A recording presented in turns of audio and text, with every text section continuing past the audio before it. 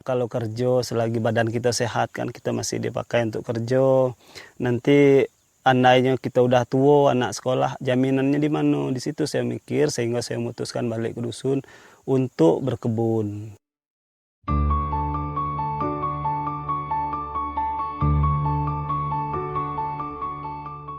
Di Desa Tanjung Benuang sini ada yang namanya lahan untuk masyarakat, yaitu ada hutan desa yang dulunya HPT, kemudian ada pengajuan dari desa didampingi oleh teman-teman Walhi Jambi untuk mengajukan suatu ajuan menjadi hutan desa, dan hutan desa itu bisa diperoleh bagi masyarakat yang tidak punya wilayah, tidak punya kawasan kebun, wilayah kebun selain di hutan desa.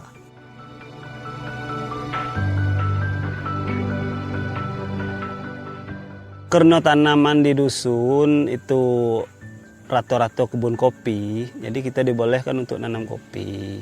Namun sebagai pelindungnya di atas, kita harus nanam jenis kayu-kayuan sebagai pengganti kayu, pengganti tutupan lahan di wilayah yang digarap tersebut. Contohnya kayak kayu manis, surian, ada juga durian gitu.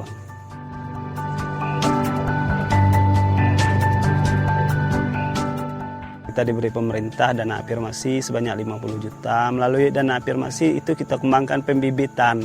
Pembibitan ya jenis kayu-kayuan kayak surian, kayu manis, jengkol, pinang, dan lain sebagainya, Bang. Jadi kita berikan ke masyarakat yang berkebun di sana untuk sebagai sela-sela kopi mereka nanti nanam kayu-kayuan itu secara gratis gitu. Jadi pengelola LPHD mengelola persemaian tersebut dan bibitnya nanti kita berikan secara gratis di masyarakat sekitar pengelola hutan desa.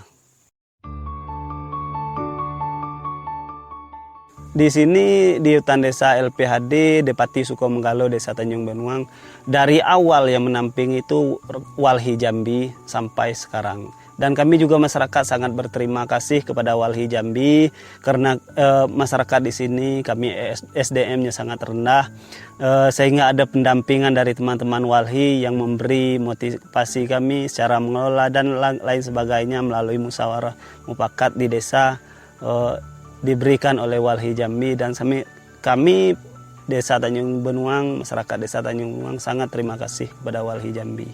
Walhi sendiri dalam proses pendampingan di komunitas itu kita membantu masyarakat untuk melakukan pendokumentasian pengetahuan lokal yang selama ini masih erat dan di lingkungan masyarakat itu sendiri. Nah, Walhi Jambi sendiri mendokumentasikan pengetahuan-pengetahuan itu dan menuliskan dalam bentuk aturan-aturan baku yang bisa diterima oleh dan diakui oleh pemerintah, yaitu dalam bentuk peraturan desa misalnya. Sehingga aturan yang selama ini hanya diketahui sekarang bisa diterapkan dan diakui oleh pemerintah sebagai aturan yang baku dan diterima oleh pemerintah itu sendiri. Dalam izin perhutanan sosial, mereka membagi wilayah. Ada zona pemanfaatan, ada zona lindung.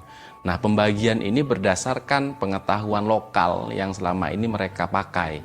Misalnya hulu sungai, sumber-sumber air, itu tidak akan mereka tebang. Terus wilayah-wilayah yang miring, curam, itu tidak akan ditebang dan dikelola oleh masyarakat. Sehingga itu akan menjaga sumber air yang hari ini mereka pakai untuk wilayah pengairan sawah, tanaman pangan, sumber penghidupan yang lain. Masyarakat di wilayah Merangin khususnya di 5 desa itu sumber penghidupan mereka itu berasal dari salah satunya pengelolaan sumber daya alam, baik dari hasil hutan bukan kayu, hasil pangan, dan komoditi lain.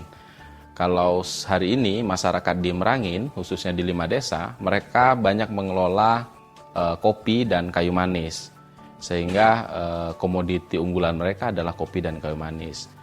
Nah, uniknya adalah mereka tidak meninggalkan tanaman pangan atau Mereka terus menanam tanaman pangan, tapi mereka tidak menjual itu. Artinya mereka memenuhi kebutuhan pangan mereka secara lokal dan keluarga dari komoditi yang mereka tanam sendiri. Dengan mereka menyadari itu, dengan sendirinya mereka akan menjaga wilayah itu dan memproteksi wilayah itu menggunakan adat istiadat dan aturan pemerintah yang hari ini dikeluarkan.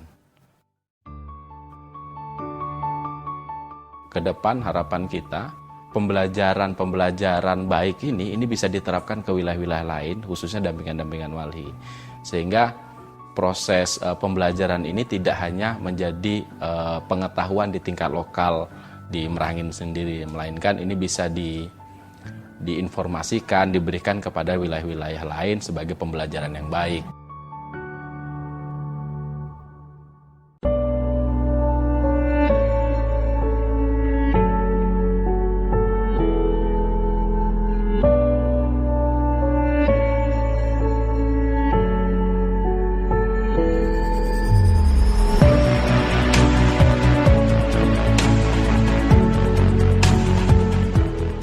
Dulu pernah juga kami diusir oleh orang-orang kawan-kawan Reki.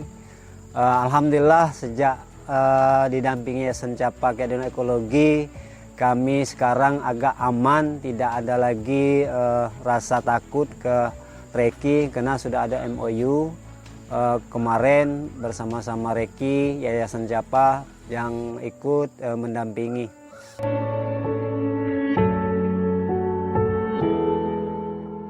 Kami mendampingi masyarakat dalam memfasilitasi konflik di Dusun 3 Trans SAD Suku Anak Dalam Batin 9 Sungai Telisak di Desa Sepintun, Kecamatan Pauh, Kabupaten Sarolangun.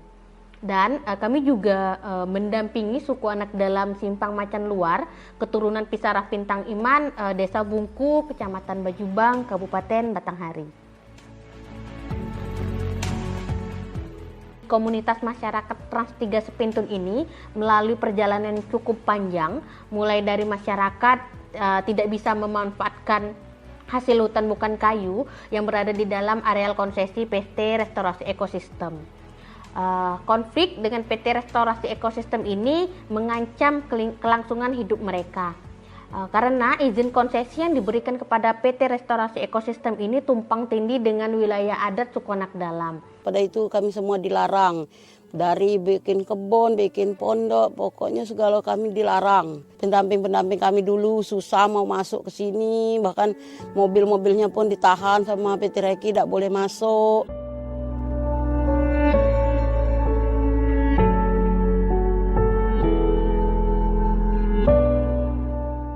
Konflik ini berakhir setelah kedua belah pihak bertemu dan menandatangani kesepakatan kerjasama pemanfaatan hasil hutan bukan kayu di Dinas Kehutanan Provinsi Jambi pada tahun 2020.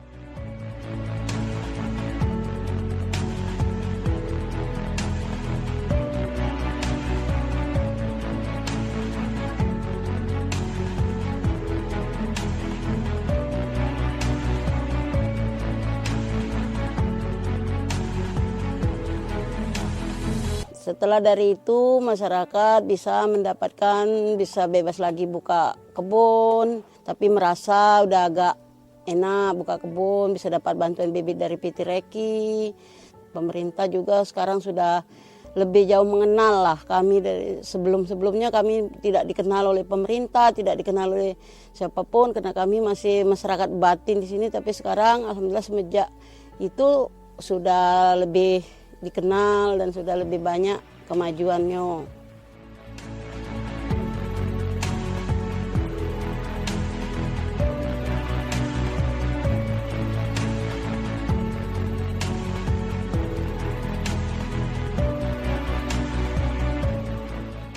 Tentunya harapan kami kepada dua komunitas tersebut, tentunya usaha yang sudah mereka lakukan itu dapat berbuah pada kesejahteraan sosial dan kelestarian lingkungan hidup di dua komunitas tersebut.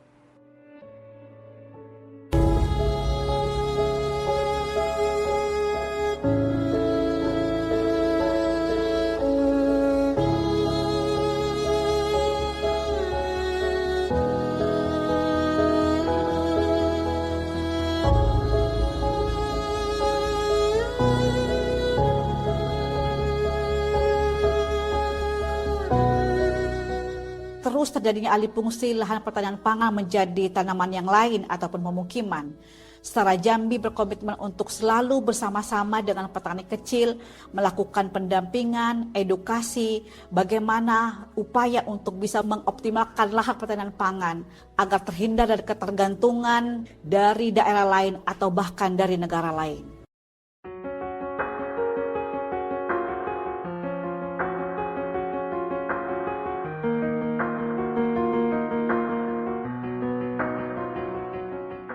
Yang kami cita-citakan juga pemerintah cita-citakan selama ini supaya pematang pule ini bisa menanam 2 kali dalam setahun. Harga beras di desa kami sudah cukup mahal dan itu sungguh cukup membebani bagi masyarakat desa. Sayangnya bukan karena cara kita mengolah, tapi sekarang karena kekeringan, karena faktor alam. Tapi kalau setelah kita belajar dari setara tadi, kita bisa menggunakan bagaimana bibit yang bagus, bagaimana cara kita memupuk yang bagus. Nah, itu yang kami dapatkan sekarang.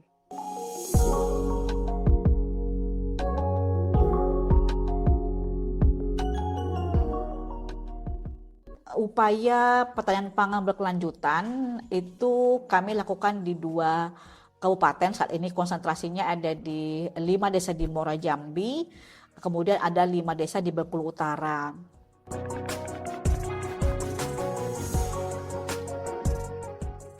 Kita sebagai NGO kan adalah orang yang melihat mereka dari luar, yang seharusnya memfasilitasi bagaimana agar masyarakat desa atau komunitas di pedesaan itu mampu memiliki kapasitas, memiliki kemampuan untuk bagaimana cara menyusun, bagaimana cara membangun strategi di dalam perencanaan pembangunan desanya. Mereka yang paling tahu apa yang terjadi desanya, mereka yang paling tahu seperti apa desanya dulu dan bagaimana sekarang. Apa dampak-dampak perubahan atas pembangunan terjadi desanya. Jadi melalui pendekatan PLD ini dan menyesuaikan dengan kebijakan pengaturan atau program yang ada, misalnya undang-undang desa, kemudian bagaimana agar komunitas di pedesaan seperti kelompok tani, perempuan, disabilitas itu betul-betul menjadi bagian yang dilibatkan atau melibatkan diri dalam proses perencanaan dan pembangunan di desanya.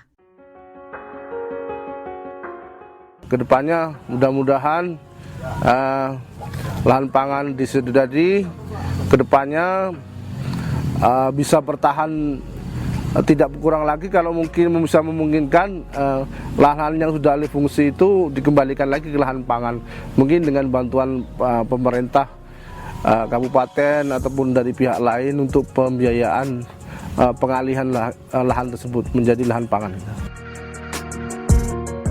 Kita dengan bertani ini kita dapat membantu bapak-bapak tadi, seperti kita pengen beli televisi atau beli yang lain, kebutuhan lain kan. Jadi uang dari suami dapat membeli yang kita perlukan. Dengan bertani tadi kita dapat untuk tabungan makanan.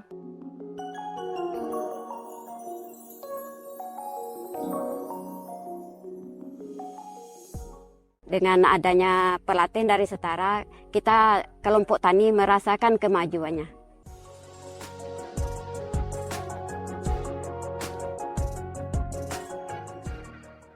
Kehadiran setara yang terbatas, misalnya hanya 3 tahun atau mungkin hanya 6 tahun, ini bisa betul-betul mampu menumbuhkan semangat, keterampilan, kapasitas, akses informasi yang dapat dibangun oleh masyarakat desa itu sendiri, sehingga ketika setara pergi atau pindah ke tempat yang lain, desa betul-betul mampu memperkuat dirinya sendiri untuk mengembangkan potensi-potensi sumber daya alam ataupun potensi sumber daya manusia yang dimiliki oleh desa itu. Kita olah, kita tanam, terus hasilnya dikonsumsi sendiri. Mudah-mudahan ada donatur yang mau menginvestasikan uangnya pemasaran di tingkat internasional lah, kalau nasional udah. Atau mudah-mudahan ada hibah gitu. Anggota itu selalu kompak, selalu bersemangat dan maju terus pokoknya.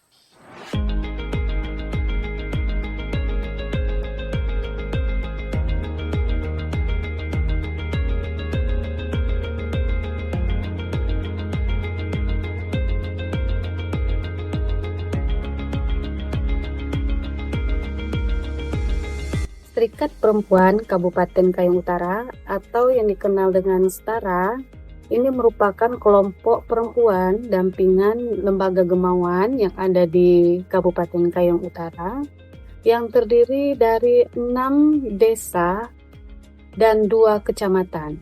Kecamatan Teluk Batang, ya ini Desa Mas Bangun dan Desa Banyu Abang. Untuk Kecamatan Seponti itu Desa Wonorejo, Desa Podorukun, Desa Seponti Jaya, dan Desa Telaga Agung.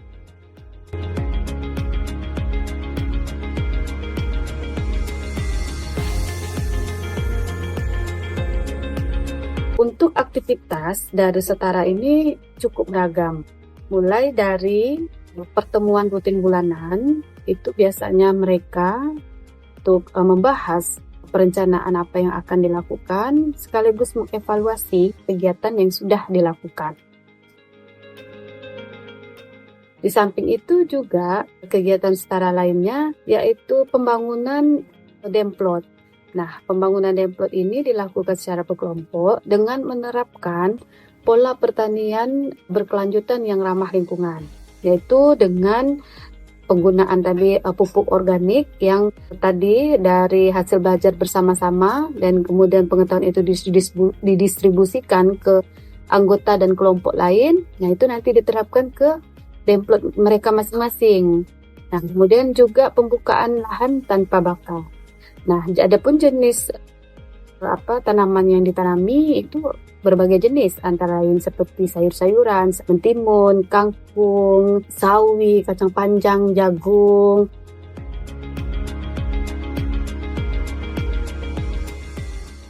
Dari demplot ini keuntungannya untuk kas dan juga dibagikan ke masing-masing anggota. Di Setara ini ada kegiatan penanaman pohon, itu dengan menanam di areal yang mungkin perlu penghijauan. Selain itu, kegiatan lainnya juga membuat pelatihan budidaya tanaman kopi, mulai dari aspek budidayanya sampai pasca panen. Dibantu sama Gemawan, ini diadakan workshop pengembangan usaha mereka.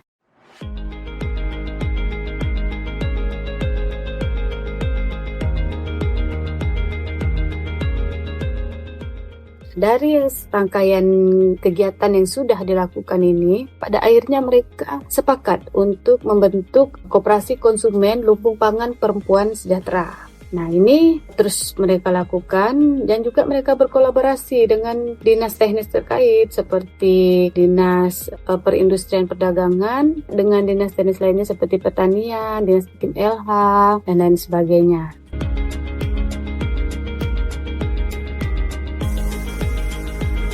Kontribusi kelompok perempuan di desa itu sangat menonjol sekali. Makanya saya selaku camat meminta kepada desa agar peran perempuan terutama PKK itu ditingkatkan, karena salah satu indikator untuk meningkatkan ekonomi di desa itu peran perempuan itu sangat mendukung sekali.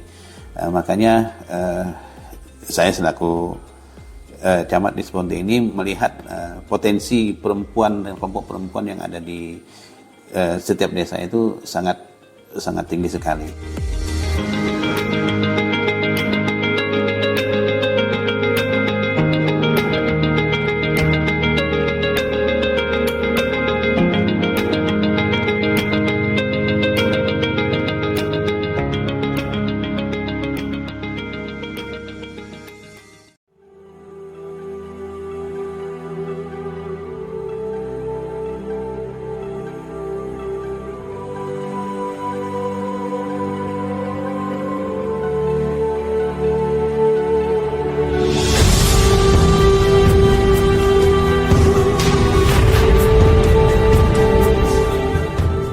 Yayasan Tananua berkunjung ke desa-desa, kemudian juga mulai diskusi bagaimana peran-peran masyarakat untuk membangun kehidupan di desa sendiri. Bagaimana supaya masyarakat memperbiasakan kembali kebiasaan yang sudah mereka lakukan. Ada penggerak yang tumbuh di tingkat masyarakat, menggerakkan untuk urusan-urusan pembangunan di desa.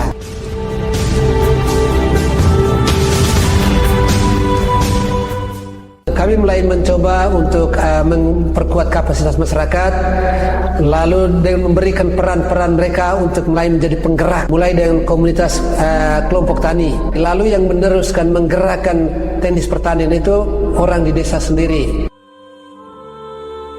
Ini merupakan awal mula terbentuknya UBSP Pangan, dan juga ketika berdiskusi dengan direktur dan staf lapangan Yayasan Tananua, mereka menyarankan kami membentuk UBSP Pangan dengan modal awal 50 kg per anggota.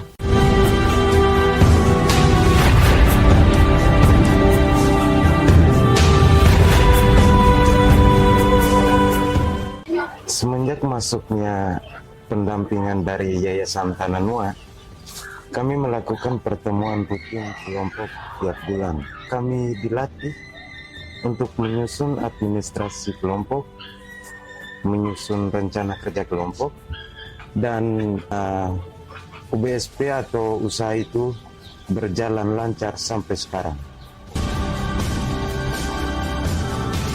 Modal 17 juta, bunga 5.870.000, di tangan nasabah 20.470.000, saldo 2.400.000.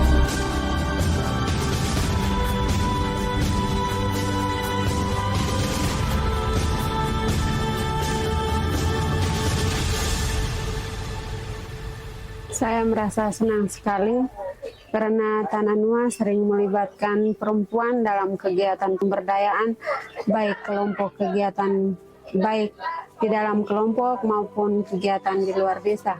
Saya secara pribadi malah harus bersyukur ini dan harus ada pengembangan. Kita kuat Pak di sini dan ini harus diperjuangkan terus agar supaya masyarakat satu desa ini, petani yang ada di desa ini bisa punya koperasi sendiri di situ. Kita sendiri mengelola, kita punya keuangan yang ada di desa. Itu tujuan dari kelompok.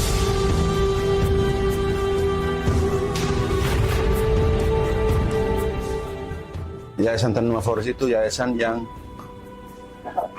cukup aktif dalam bidang pemberdayaan masyarakat, di mana program-program Yayasan Tananua itu cukup menyentuh. Nah, dalam proses perjalanan kurang lebih 2-3 tahun kemarin, saya mengambil kebijakan bersama dengan pendamping Tananua, yaitu Pak Andre, bagaimana untuk menciptakan inovasi baru di desa ini dalam menjawab kebutuhan masyarakat berkaitan dengan kekurangan pupuk. Nah, maka kami coba untuk alokasikan anggaran, satunya untuk pembuatan rumah pupuk, yang kedua kami mengeluarkan anggaran juga, mengalokasikan anggaran juga untuk pelatihannya. Selain punya rumah pupuk, kami buat pelatihan cara pengolahan pupuk organik yang benar dan baik.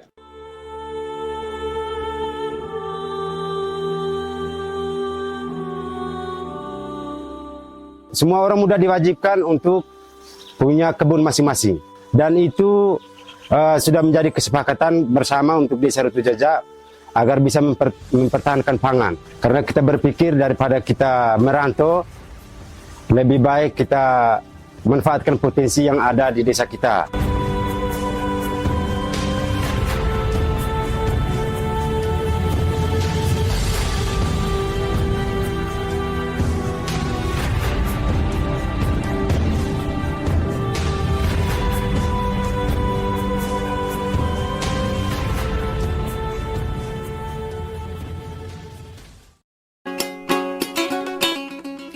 Kalimantan Tengah adalah salah satu provinsi yang sangat kaya di Pulau Kalimantan.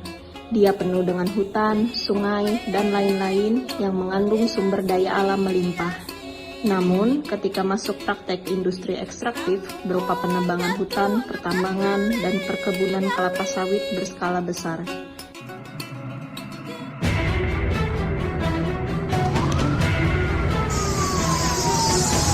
Praktek industri ekstraktif ini menyebabkan adanya bencana alam berupa kebakaran hutan dan lahan, bencana asap, banjir, dan pencemaran sungai.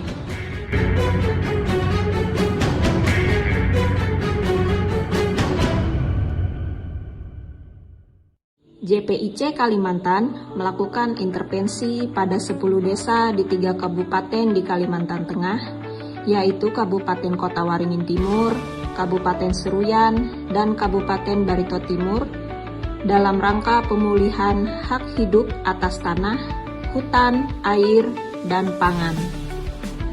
Mula-mula, JPIC Kalimantan melakukan advokasi hukum dan HAM, berupa pendidikan dan pendampingan kasus perampasan lahan dan kriminalisasi warga. Namun, JPIC Kalimantan melihat adanya kebutuhan akan pangan yang begitu besar. Untuk itu, JPIC Kalimantan melakukan diskusi dalam pertemuan-pertemuan komunitas untuk menemukan solusi mengatasi ancaman pangan, teristimewa pangan lokal.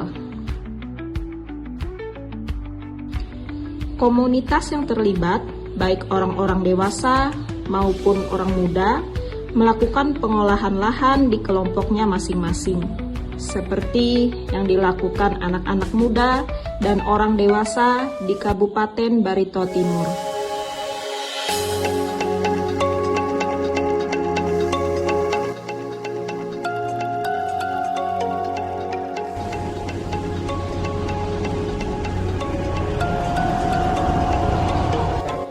Selain melakukan diskusi dan pelatihan pengolahan lahan pekarangan rumah dan tanah tersisa, JPIC Kalimantan mengajak komunitas untuk belajar cara pengolahan lahan di demplot kebun percontohan dan kebun pekarangan.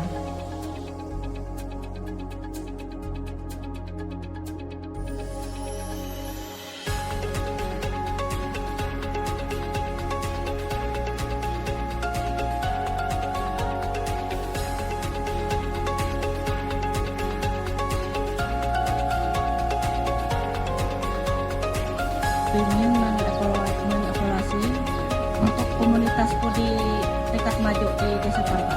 Oh, jadi rencananya ingin diaplikasikan di sana gitu ya Bu ya. Oke. Menurut Ibu mana lebih mudah Bu di berkebun di pekarangan atau di kebun kayak di Kalampangan tadi gitu Bu? Kalau menurut aku sih kayak di Kalampangan tadi, soalnya kayaknya bebas begitu. Oke. Kalau di pekarangan kan kita harus bikin seperti polybag dulu kan, kalau kita tanam-tanam yang tuh banyak gangguannya. Kalau di sini kan hama mungkin, kalau di situ ternak. Kalau di pekarangan rumah menurut Ibu lebih efektif nggak Bu? Misalnya bisa dilakukan nggak Bu di Barito Timur? Bisa. Bagus nggak sih Bu kebun di pekarangan gitu atau family farm? Kalau punya di situ ya bagus saja. Sip. PLD ini satu proses yang penting. Untuk membangkitkan inisiatif dan partisipasi yang lebih dari komunitas, maka JPIC Kalimantan menggunakan People Lead Development atau PLD sebagai pendekatan yang adaptif. JPIC mengenalkan konsep dan praktek PLD sesuai langkah-langkahnya kepada komunitas, antara lain 1. FGD awal untuk bertukar pendapat tentang berbagai isu di komunitas. Lalu 2. Melakukan pemetaan masyarakat partisipatif dan transact walk untuk mengenal berbagai pandangan yang ada, keadaan geografis, konteks alam, dan budaya, serta apa saja ancaman yang muncul, sambil mengapresiasi hal-hal baik yang berkembang. 3. Komunitas juga diajak mengenal lini masa historinya, dengan menggali dan mengingat sejarah perjalanan kampungnya dan isu-isu yang ada. Dan 4. Secara spesifik, komunitas mengenal kalender musim yang dihidupi komunitas tersebut, dan apa yang dilakukan pada setiap musim yang dihadapi. 5. Peserta sebagai komunitas diajak mengenal para aktor, baik internal maupun eksternal, dan apa perannya di dalam dan terhadap berbagai aspek komunitas. 6.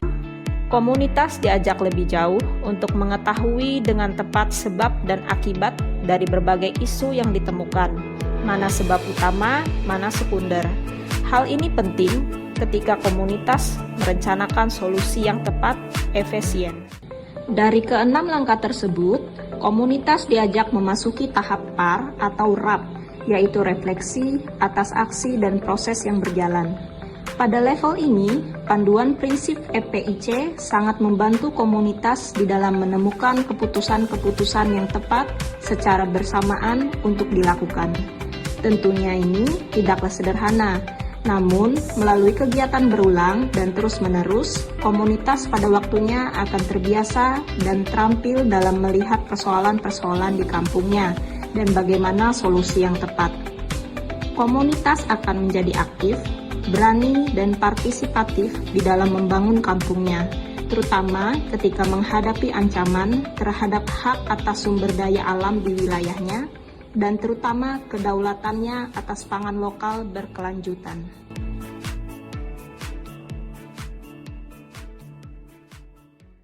Kami harap JPIC SPD Ruteng tetap mendampingi kami di sini. Ai ami jaga tanah dami, tanam bate di se ame, tanah ledong di se empo, toe nganceng kurut pandai rusak.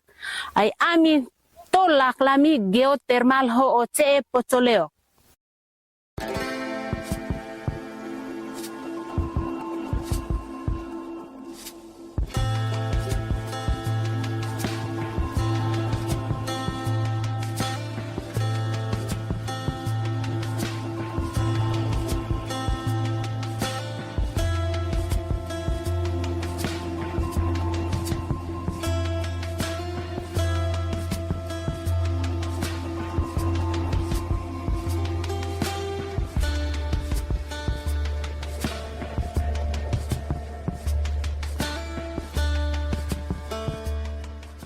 Jadi tanaman-tanaman kami di Pocoleok seperti kopi, cengkeh, dan tanaman-tanaman yang lain itu menghasilkan, mendapatkan penghasilan yang cukup buat kami, dan itu menjanjikan buat kami. Lalu pada tahun 2012 Ulumbu beroperasi, dan sejak tahun 2012 itu produktivitas tanaman-tanaman kopi dan tanaman cengkeh serta tanaman-tanaman yang lain di wilayah Pocoleok itu produktivitasnya menurun, sehingga sampai dengan saat sekarang bahkan kopi sekarang sudah hampir punah. Dan pada tahun 2017 JPIC SPD Ruteng datang mendampingi kami untuk bisa melakukan kegiatan pertanian yang benar. Kami mau alih fungsikan tanah-tanah yang kosong itu untuk tanaman hortikultura.